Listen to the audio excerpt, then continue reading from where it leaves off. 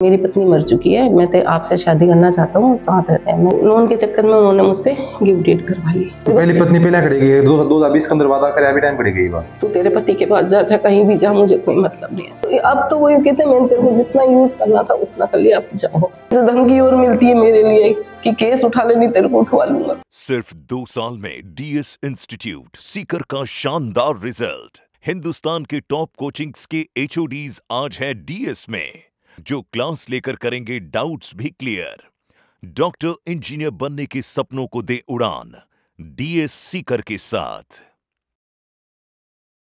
रामाजी नमस्कार, मैं अरुण थे, देख रहे हो जलको झुंझुनू। फिलहाल हम मौजूदा झुंझुनू के अंदर और आपके साथ में ही बरखा जी सोनी। और बता दूं कि परसों के दिन आप विमेंस डे मनाए हो और आज के बाद नौबत आ गई कि एक औरत ने जी साफ साफ कहना की पुलिस और साथ में एसपी ऑफिस में भी गए हैं और आपकी न्याय के लिए गुहार लगा रहे हैं, लेकिन फिर भी बड़की जी की परेशानी है की पूरी गुनेरी और उनको ये भी कहना है कि पुलिस जी की है उनको साथ को दे के पूरा मामला सब जानने का प्रयास करागा। वीडियो थोड़ा शेयर करना है, लास्ट तक जरूर देखना, क्योंकि कद से तारे साथ में शुरुआत हुई, कद की बात है, कठे तेरिया करता है। मैं जयपुर रहती थी, मेरी जो शादी हुई थी जयपुर थी, मेरे बच्चे हैं पहले से दोनों। कद की बात है शादी हुई? 2020 की। 2020 की? हाँ, 2020 में है ना, मेरी जगमोहन सिंह जी से मुलाकात हुई। उन्होंने बोला कि मेरी पत्नी का देहांत हो चुका है, मैं आपसे शादी करना चाहता हूँ। शादी करके मतलब साथ रखेंगे, अपन साथ रहेंगे। ये जगमोहन सिंह जी से कहा थे, बता रहे हो ये खड़े का है? ये देवगांव नुआ का है। अच्छा, देवगांव नुआ। तेरी मुलाकात खड़े हुई उनसे? जयपुर में हुई है। जयपुर में क्या करता है? जयपुर में उनकी वहाँ क्या बोलते हैं, वहाँ गुरुजी के वहाँ आते थे वहाँ पे। अच्छा। तो वहाँ पे मैं भी जाती थी, तो वहाँ पे मेरी मुलाकात हुई। अच्छा, क्या बोले बताना? कि मैं मतलब ऐसे बात हुई, तो बात करते रहे नंबर पे, फोन पे बात हुई। तो उन्होंने ये बोला मुझको कि मेरी पत्नी मर चुकी है, मैं तो आपसे शादी करना चाहता हूँ, साथ रहते हैं। मैं परेशान तो थी सही, वहाँ पे भी परेशान की वजह से आते बड़े। मेरी जो शादी हुई, मेरे बच्ची को टॉर्चर करना, मारना, और जिनसे मेरी शादी हुई थी उन्होंने खुद ने भी है ना पहले अपनी मिसेज को तलाक नहीं दिया हुआ था। अच्छा। तो वहाँ पे भी मैं परेशान तो थी सही। अच्छा, बच्चा कितना अभी टाइम? मेरे 2 बच्चे हैं, एक बेटा एक बेटी है। अच्छा, अपन को जन्म कब हुआ? कितना? लगभग 2020 के अंदर क्या साल का है? मेरा बेटा, सबसे बड़ी बेटी तो मेरी थी 17 साल की थी बच्ची मेरी। ठीक है। और छोटे बेटा मेरा 2.5 साल का था।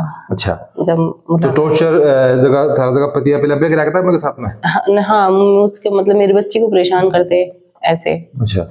तो फिर जिसके बाद में वो यूं बोलते हैं मुझको, मतलब मैं परेशान तो देखो भैया मैं शुरू से ही हूँ, है ना।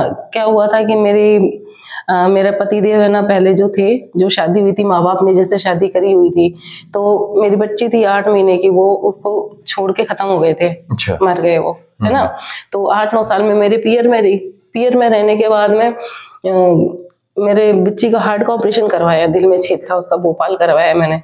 फिर उसके बाद में है ना, मेरे पापा खत्म हो गए दूसरे दिन मेरे। फिर 6 महीने बाद मेरे मामा वगैरह बोलते हैं कि भाई बहन बेटी कब तक घर बैठेगी, तो उन्होंने क्या जयपुर में शादी करवा दी। अच्छा। है ना, मेरी बेटी थी पहले से। और जयपुर में आने के बाद में मतलब दुखा सा नाता पापा की शुरू से ही हो, जिस हिसाब से बन की डेथ होगी, बच्ची की बीमारी ही, पापा खत्म होगा, फिर पियर पक्ष से भी थोड़ा सो वो जो अपना तो वो कौन मिल पायो। हाँ, फिर जिसके बाद थोड़ा सो हिम्मत रखो थे। जिसके बाद में है ना, फिर वहां से जयपुर में शादी हुई, तो उन्होंने खुद ने अपनी मिसेज को तलाक नहीं दी हुआ, है ना। 2011 में शादी हुई थी। फिर मेरा एक बेटा है, 2017 में मेरा बच्चा हुआ था। जब जगमोहन सिंह से मुलाकात हुई, मेरा बच्चा 2.5 साल का था, और मैं आई थी ना यहाँ पे तो पौने 3-1 साल का था, इतना समथिंग मान लीजिए। पूरा कद आया थे? 2020 में आ गई थी। 2020 में आ गया? हाँ। अच्छा। 2020 में आ गई थी।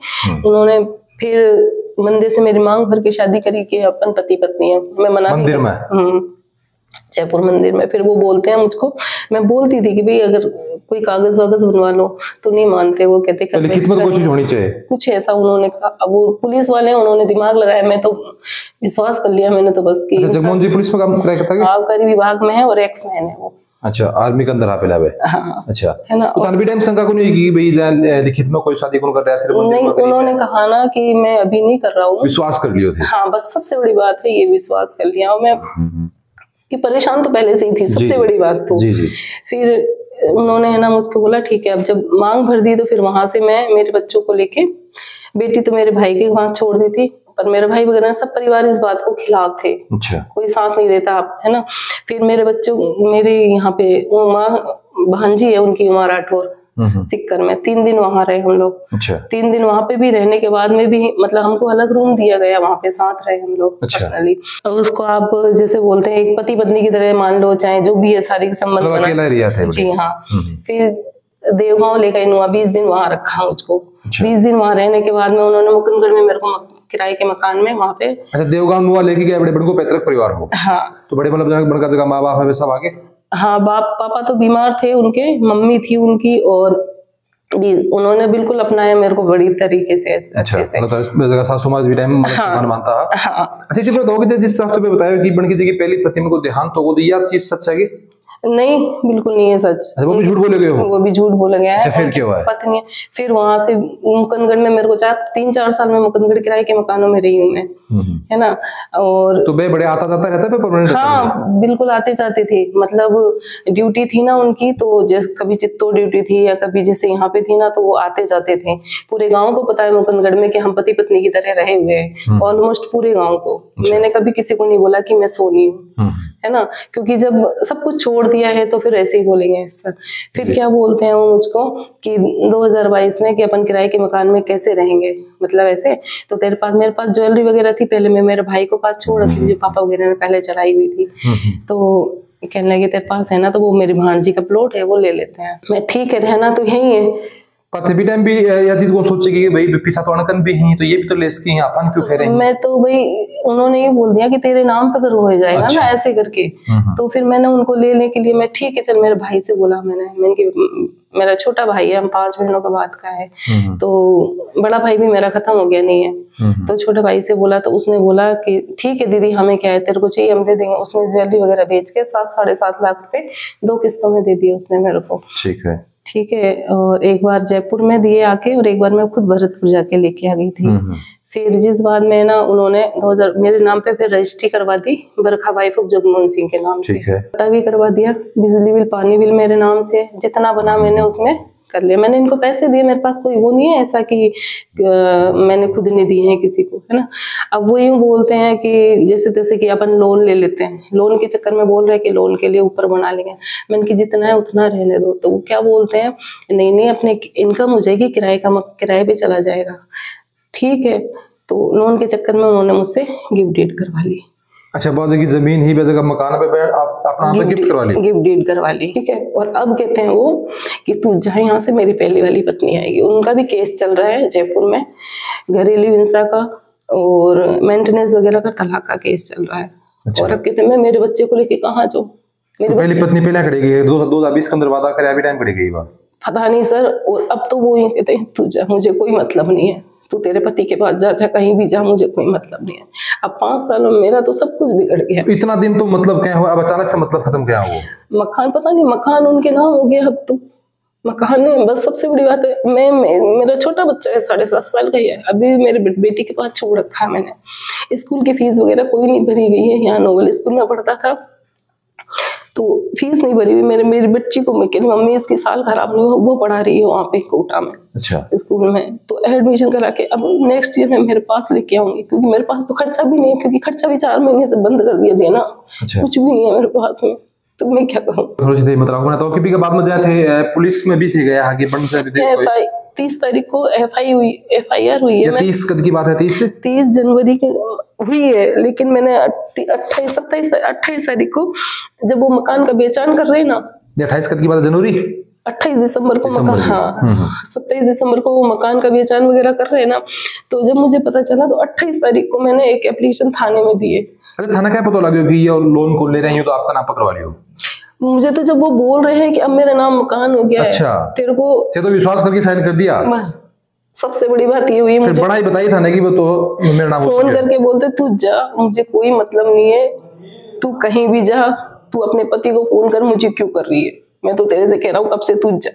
मैं कहाँ जाऊँ? नहीं, जब मकान नाम कराया भी से पहले भी है कि कोई बात नहीं, कभी नहीं हुई, कभी भी नहीं। मुझे शक ही ऐसा नहीं हुआ कि ये मेरे को मतलब कि ऐसा कर रहे एक तरह से। हाँ, ऐसा कभी कुछ नहीं हुआ, क्योंकि लोगों के सामने प्रेजेंट वाइफ की तरह किया है उन्होंने। अच्छा। साथ जाना आना, पूरे गांव, पूरे मुकुंदगढ़ में सबको पता है हम हस्बैंड वाइफ। लेकिन ये अब जब FIR हुई ना, परेशान हो रही है, जिसके बाद से ऐसा कर रहे हैं वो।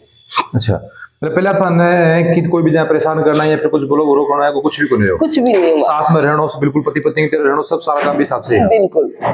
तो अब तो वो ये कहते हैं मैंने तेरे को जितना यूज करना था उतना कर लिया, अब जाओ। मैं कहाँ जाऊँ? मेरा तो सबसे बड़ी बात है, छत भी गई, मेरा परिवार गया, मेरा पियर गया, मेरी बच्ची की शादी कर दी मैंने, छोटा बच्चा है, अब उम्र भी नहीं है कि मैं आगे पढ़ाई कर, मतलब कुछ भी काम कर सकूं आज।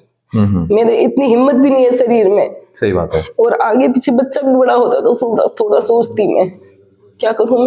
अभी की तो उम्र भी अभी छोटी है, 7.5 साल का है अभी मेरा। मतलब अभी तो स्थिति है कि बच्चों छोटो है और मकान यहाँ पे गया तो न तो कोई रुपया ही जो को भी संसाधन थे जोड़ रखा था वो भी गयो, और साथ में मकान भी गया, बच्चों छोटो तब तो की सुबह शाम का खाना की भी नौबत आ गई अंदर। मेरे पास तो कुछ ही नहीं रहा, कल मतलब दूध भी नहीं लेके आती हूँ अभी, मैं सच बात बोलती हूँ मैं आपको, आप चाहो तो पता कर लो कैसे भी। अभी मेरे एक किराएदार आया, उसको भी यूं बोल दिया कि मकान खाली कर देना, मेरे नाम का मकान हैगा, आप नहीं तो आप भी कोर्ट कचहरी के चक्करों में फंस हो गया। लेकिन वो डर रहे बेचारे, वो बाहर के हैं, कोई कंप्लेंट वगैरह करने से ऐसे।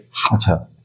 तो मेरे पास जब हार के मैं थोड़ा कहीं काम करूं, कुछ भी करके थोड़ा बहुत ऐसे, मैं भी कब तक मेरे भाई को परेशान करूंगी। तो फिर भी जिंदा लेके पुलिस में शिकायत करी तो पुलिस को क्या करना, एसपी साहब से भी आके मुलाकात करिए थे? 1 महीने बाद तो मेरी FIR करी हुई है, 2 बार एसपी साहब से मिलने के बाद में। अच्छा। तब FIR करी हुई है। एसपी साहब से मिलने से पहले तो FIR को नहीं है? क्यों नहीं हुई? 1 महीने तक थाने के चक्कर काटी मैं। 1 महीने फिक्स 28 तारीख से लेके 30 तारीख को कटी है मेरी FIR, और 30 तारीख से उसने 6 फरवरी को उन्होंने FIR मतलब मैंने अग्रिम जमानत करा ली। अच्छा। जिसमें उनकी भांजी, उनकी माँ और भाई, कर्नल भाई भी मेरे को है ना घर आके धमकी दे के गए हैं कि मकान खाली कर दे ऐसे करके। उनका भाई कर्नल रिटायर है, जब वो तक ऐसे करके गए हैं मेरे साथ में। तो मैं अकेली, और मकान भी सुनसान सा ऐसे है कि डर सा लगता है एक तरीके से कि मेरे पास कुछ भी नहीं है। और किसको बोलो, खुद पुलिस में होकर सरकार किसका सपोर्ट लूं मैं? एसपी साहब को क्या जो से मुलाकात करी दो? उन्होंने तो एक बार तो बोली थी, वो थानेदार सर को बोली थी ऐसे चौकों कि भाई अपन रेंज के अंदर रह के भी बाहर जाते हैं, एक कांस्टेबल को भेज के आप है ना गिफ्ट डीड कैंसिल के लिए महिला कांस्टेबल को भेज के तहसील में जाके वो करवाओ। तो कहना साहब आप हमारे दायरे में नहीं है, उन्होंने ये बोला। कोई ने गिफ्ट दियो तो obvious सी बात है कि अगर वो गलती से हो तो फिर वापस भी ले सकते हैं कि भी प्रावधान होना चाहिए इस चीज को। तो वो उन्होंने जो भी किया है सब कुछ किया, लेकिन मेरे साथ तो चोटी हुई है ना हर तरीके से, ना घर की रही, ना घाट की रही, ना इधर की ना उधर की। या तो मेरे पास मैं मेरे बच्चे को लेके मर जाऊं या शहर छोड़ दूं। धमकी और कहीं से धमकी और मिलती है मेरे लिए कि केस उठा ले, नहीं तेरे को उठवा लूंगा।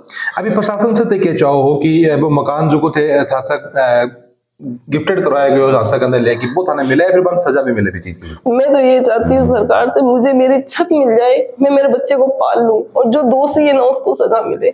अगर मैं गलत हूँ तो मुझे भी मिलने चाहिए। मैं खुद कह रही हूँ क्यों, क्योंकि मेरे साथ में हद से ज्यादा अन्याय हुआ है। मैं कहाँ जाऊँ, बस मेरे तो ये बचा है, मैं मेरे बच्चे को लेके कहाँ जाऊँ। तो जिस हादसे को कहना है कि जांच होनी जरूरी है, और जांच के अंदर जो भी दोषी पाएगा बिन जो को वो सजा मिलनी जरूरी है, ताकि आपने समाज के अंदर आएगी चीजें पे नहीं हुई। और परेशानी बिल्कुल जायज है कि जैसे घर से छत भी चल जाए, बच्चों छोटो है, पढ़ाई को भी खर्चो है, कार में पूर्वजों को खर्चो वो सिर के ऊपर है, तो परेशानी बिल्कुल लाजमी है कि अकेली महिला देखिए हिसाब से कर सके। तो कम से कम समाज को, मेरा मानना है कि सिर्फ प्रशासन नहीं, समाज और प्रशासन दोनों मिलकर अगर उनको साथ दी तो उनकी जगह छत है वापस मिल सके। और जांच इस चीज की होनी चाहिए प्रशासन की तरफ से, ताकि जो भी दोषी हो इस चीज की सजा मिले और एक महिला को वो न्याय मिल सके। मिलांगा आप अगली को अपडेट में, तब तक के लिए आज्ञा दो, राम राम।